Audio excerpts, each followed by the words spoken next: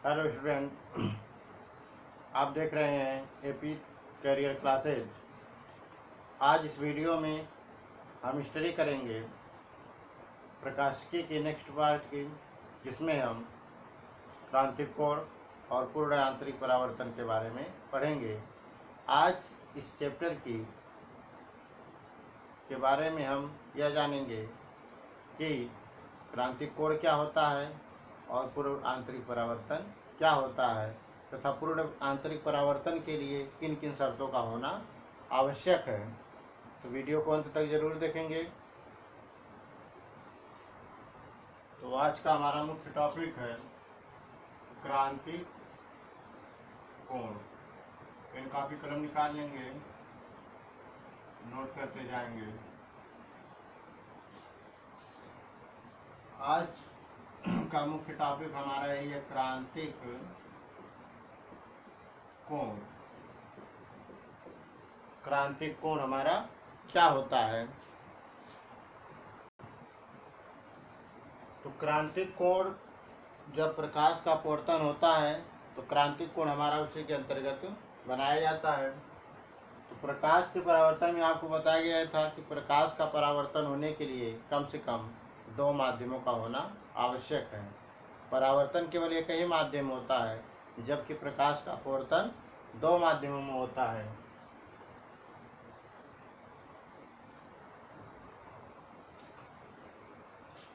तो यही है कि क्रांतिक कोण जो होता है, यह आपको बताया गया था अपवर्तन में 2 माध्यम लिया गया था, विरल माध्यम और सघन माध्यम।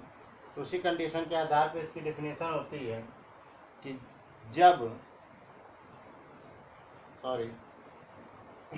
सघन माध्यम में बना वह आपतन कोण, सघन माध्यम में बना वह आपतन कोण जिसके लिए विरल माध्यम में बना अपवर्तन कोण 90 अंश का होता है, उसे हम क्रांतिक कोण कहते हैं।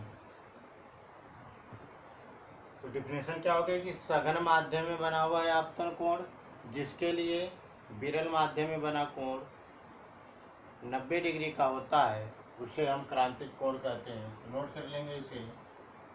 सघन माध्यम में बना वह आपतन कोण जिसके लिए विरल माध्यम में अपवर्तन कोण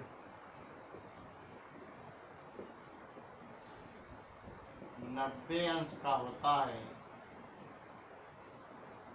उसे क्रांतिक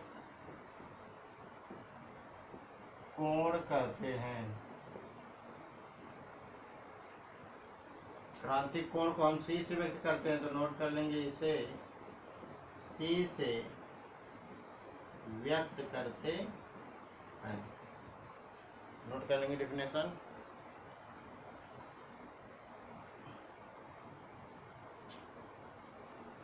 इसको समझ लेंगे।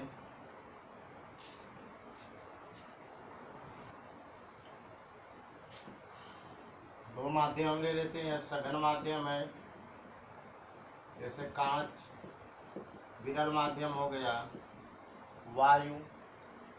तो आपको बताया गया था जब प्रकाश किरण सघन माध्यम से विरल माध्यम में जाती है तो विलंब से दूर हटती है। तो यही हमारा क्या होता है, आपतन कोण होता है।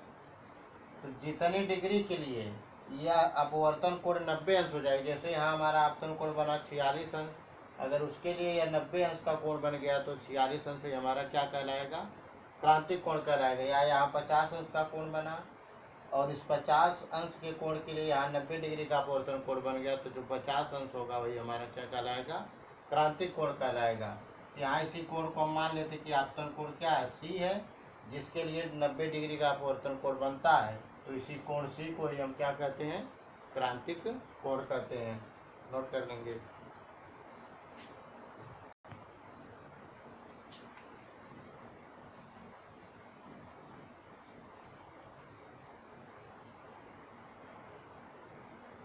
आगे हेडिंग डालेंगे पूर्ण आंतरिक परावर्तन। पूर्ण आंतरिक परावर्तन। तो अभी आपको बताया गया क्रांतिक कोण की डिफिनेशन में कि सघन माध्यम में बना आपतन कोण, वह आपतन कोण जिसके लिए विरल माध्यम बना और क्या होता है 90 डिग्री का होता है, वह क्रांतिक कोण कहलाता है। आपको बताया जब प्रकाश किरण सघन माध्यम से विरल माध्यम में जाती तो विलंब से दूर हटती है। तो यही जो हमारा क्रांतिक कोण है, यहाँ आपतन कोण क्रांतिक कोण के बराबर है। तो सघन माध्यम में जो आपतन कोण बना है, अगर उसका मान हम थोड़ा सा बढ़ा देते हैं तो प्रकाश किरण जो है वो विरल माध्यम में प्रवेश नहीं करती है। तो जब विरल माध्यम में प्रवेश नहीं करेगी तो वह सघन माध्यम में ही क्या करेगी, पूरा वापस लौट जाएगी। इसी घटना को हम पूर्ण आंतरिक परावर्तन कहते हैं। डेफिनेशन नोट करेंगे इसकी। यदि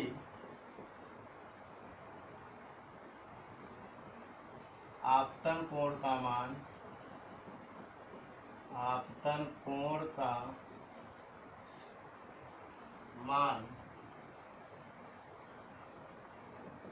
थोड़ा सा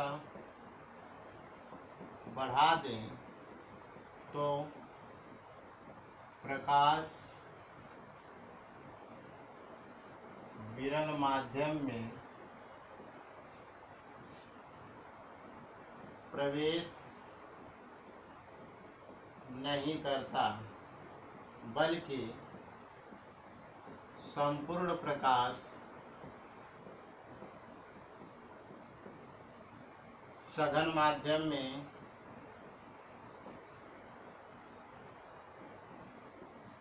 वापस लौट जाता है।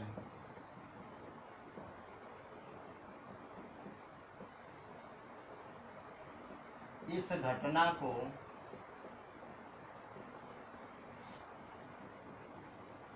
पूर्ण आंतरिक परावर्तन कहते हैं। इसी घटना को हम पूर्ण आंतरिक परावर्तन कहते हैं।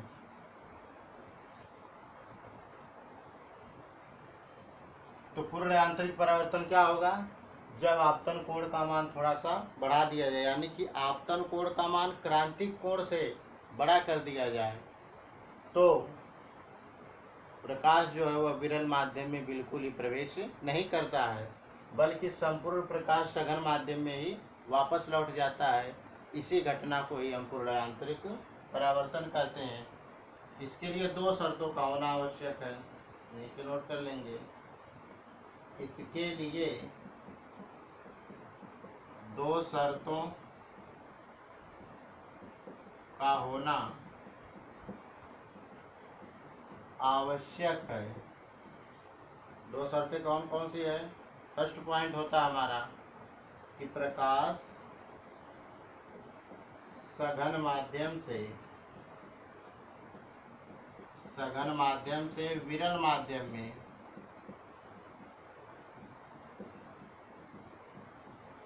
जा रहा हो। और नंबर दो होता है कि आपतन कोण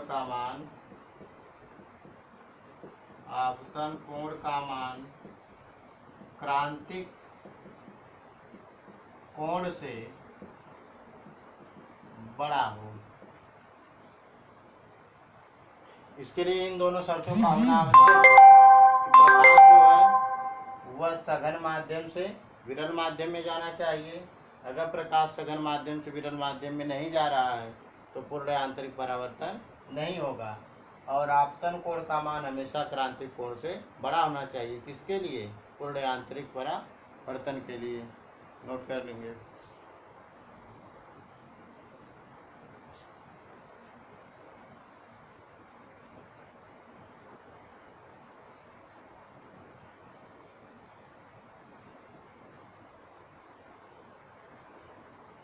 अगला पॉइंट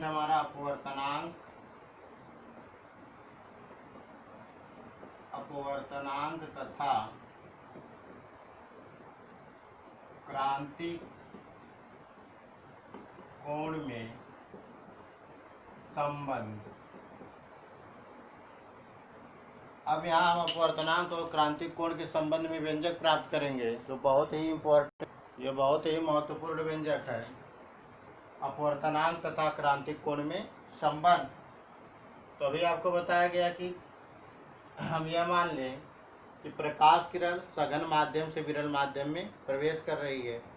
यदि सघन माध्यम को हम 1 से व्यक्त करें और विरल माध्यम को 2 से व्यक्त करें, तो सघन माध्यम के सापेक्ष विरल माध्यम का अपवर्तनांक क्या होगा।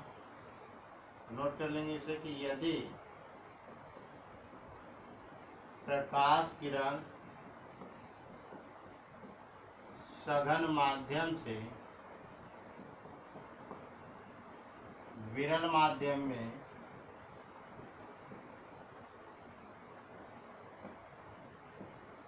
प्रवेश करती है,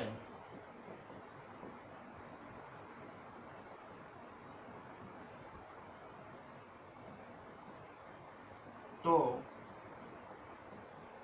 सघन माध्यम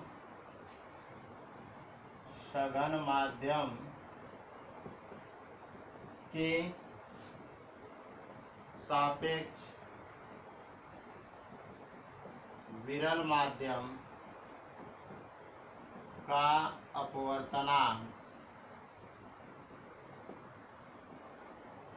हम यह मान लेते हैं कि प्रकाश किरण जो सघन माध्यम से विरल माध्यम में प्रवेश कर रही है, तो सघन माध्यम के सापेक्ष विरल माध्यम का अपवर्तनांक क्या होगा। स्नेल के नियम से प्रयोग कर लेंगे। स्नेल के नियम से यदि हम सघन माध्यम को 1 से व्यक्त करें और विरल माध्यम को 2 से व्यक्त करें, तो हो जाएगा 2n1 बराबर sine I upon sine R. अब आई क्या है, आपतन कोण है, तो आपतन कोण मतलब क्रांतिक कोण। सघन माध्यम में आपतन कोण बना है, तो आई को हम किसके बराबर मानेंगे, सी के, और अपवर्तन कोण आर को हम किसके बराबर मानेंगे, 90 डिग्री के। आई बराबर सी तथा आर बराबर 90 डिग्री, तो हो जाएगा 2n1 बराबर sine I upon sign 90। Note करेंगे। तो y के स्थान पे हम c रख देंगे, तो हो जाएगा साइन सी बटे साइन 90, और साइन 90 अंश का मान 1 होता है। यहाँ लिखेंगे परंतु 2n1 बराबर होता है 1/1n2। 2n1 बराबर 1/n1, इसलिए इसके स्थान पे हम रखेंगे 1/1n2 बराबर साइन सी। साइन 90 अंश का मान 1 हो जाएगा, या यहाँ से आ जाएगा 1n2 बराबर 1/साइन सी, या अपवर्तनांक n बराबर 1/साइन सी। नोट कर लेंगे, अपवर्तनांक का कोई मात्रक नहीं होता है।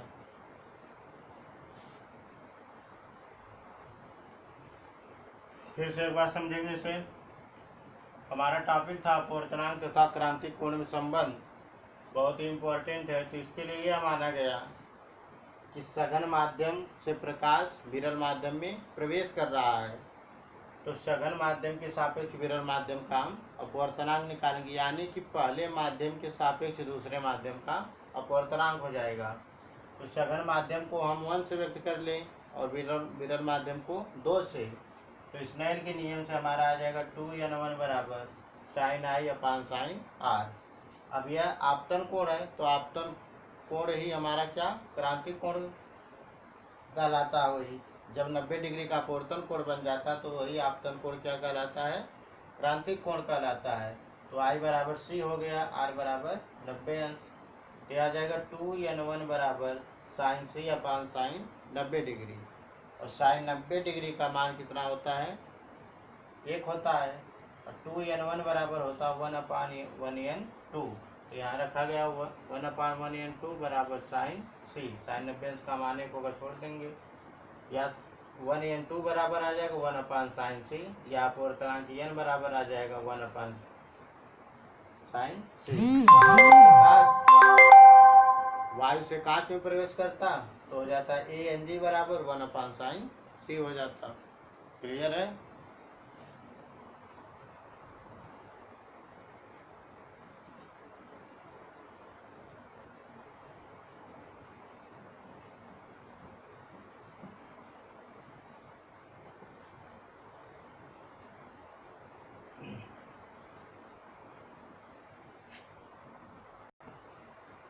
अब आगे इसके कुछ महत्वपूर्ण न्यूमेरिकल के बारे में स्टडी कर लेते हैं।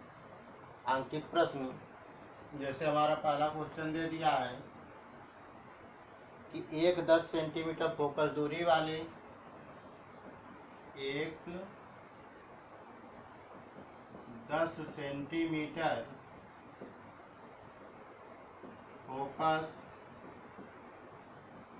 दूरी वाले अवतल दर्पण से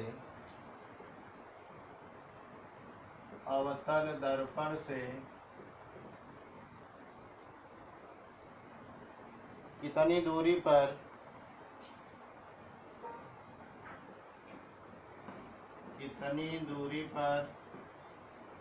एक वस्तु रखी जाए कि उसका 5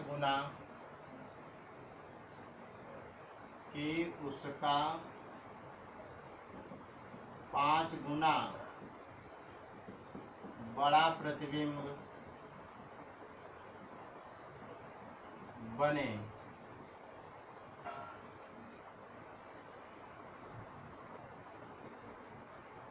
पाँच गुना बड़ा प्रतिबिंब बने और प्रतिबिंब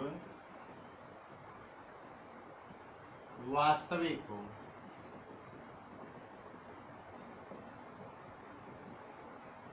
तो क्वेश्चन हमारा यहाँ दे दिया कि एक 10 सेंटीमीटर फोकस दूरी वाले अवतल दर्पण से कितनी दूरी पर एक वस्तु रखी जाए कि उसका जो प्रतिबिंब है वह 5 गुना बड़ा बने और कैसा बने, वास्तविक बने। तो जितना गुना देगा वह हमारा रेखीय आवर्धन होता है। रेखीय आवर्धन से हमें यही पता चलता है कि प्रतिबिंब वस्तु से कितना गुना बड़ा बन रहा है। तो आपको बताया गया था रेखीय आवर्धन को हम किससे व्यक्त करते हैं, यम से व्यक्त करते हैं। तो रेखीय आवर्धन कितना, 5 गुना है। फोकस दूरी को एफ से, स्मॉल एफ से बताया गया था कि फोकस दूरी को स्मॉल एफ से व्यक्त करते हैं। अब दर्पण हमारा कौन सा है, अवतल दर्पण है। तो अवतल दर्पण की फोकस दूरी ऋणात्मक होती है। क्वेश्चन को हल करेंगे तो यहाँ लिखेंगे दिया है फोकस दूरी एफ बराबर -10 सेंटीमीटर, आवर्धन एम बराबर 5। अब पूछा कि वस्तु कितनी दूरी पर रखे, यानी कि हमें यू का मान निकालना। जो वस्तु की दूरी होती है वह यू होती है और जो प्रतिबिंब की दूरी होती है वह वी होती है। तो आवर्धन दिया है, तो यहाँ एक चीज ध्यान देंगे, जब प्रतिबिंब हमारा वास्तविक बनेगा तो आवर्धन का मान धनात्मक, और जब प्रतिबिंब जब प्रतिबिंब वास्तविक बनेगा तो आवर्धन का मान ऋणात्मक, और जब प्रतिबिंब आभासी बनेगा तो आवर्धन का मान धनात्मक होता है। तो इस क्वेश्चन में प्रतिबिंब हमारा वास्तविक है, इसलिए आवर्धन का मान ऋणात्मक होगा। यहाँ लिखेंगे क्योंकि प्रतिबिंब वास्तविक है इसलिए आवर्धन ऋणात्मक होगा। तो आवर्धन फार्मूला -v/u बराबर यम का मान क्या रखेंगे, माइनस में रखेंगे। तो -v/u बराबर -5, माइनस माइनस कटेगा, v बराबर आ जाएगा 5u। फार्मूला लगा लेंगे 1/f बराबर 1/v + 1/u से 1 बटे यफ, यफ का मान -10, 1 बटे वी, वी का मान 5u प्लस 1 बटा यू आ जाएगा -1/10 बराबर लघुत्तम इसका हम निकालेंगे 5u 1 प्लस यू से यू में भाग देंगे 5 बार जाएगा 5 1 5 -1/10 बराबर 5 एक जोड़ेंगे 6/5u या त्रिया गुणा करेंगे 10 छक्का 60 -5u बराबर 60, u बराबर आ जाएगा 60/-5, u बराबर आ जाएगा -12 सेंटीमीटर। तो वस्तु की दूरी कितना हो गई? वस्तु की दूरी आ गई हमारे 12 सेंटीमीटर। क्लियर है? नोट करें क्वेश्चन को।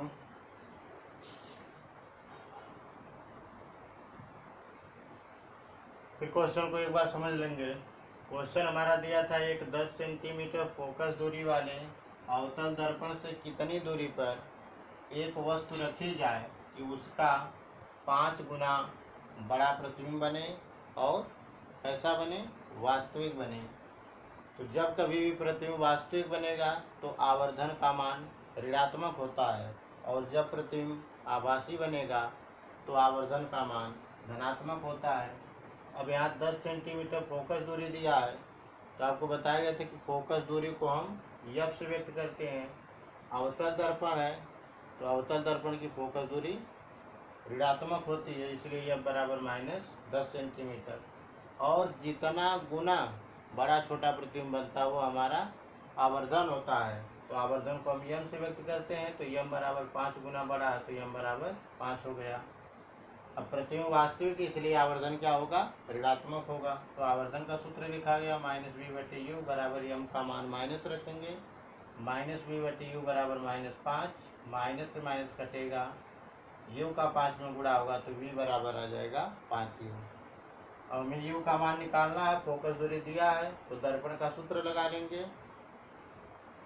1/f बराबर 1/v प्लस 1/u से 1/-10 बराबर 1/u, u का 1/v, v का मान है 5u प्लस 1/u, -1/10 बराबर 5u और u का लघुत्तम लेंगे 5u। यहाँ भाग करेंगे एक बार जाएगा, 1 का गुणा 1 में करेंगे 1 प्लस u से 5u में भाग देंगे तो 5 बार जाएगा, 5 का गुणा 1 में करेंगे 5 1 5, -1/10 बराबर 5 1 जोड़ेंगे 6/5u। तो ये गुणा करेंगे 5 1 5u और 1 10 का 60, u बराबर आ जाएगा 60/-5, 5 से डिवाइड करेंगे तो आ जाएगा -12 सेंटीमीटर। तो वस्तु की दूरी हो गई हमारी 12 सेंटीमीटर।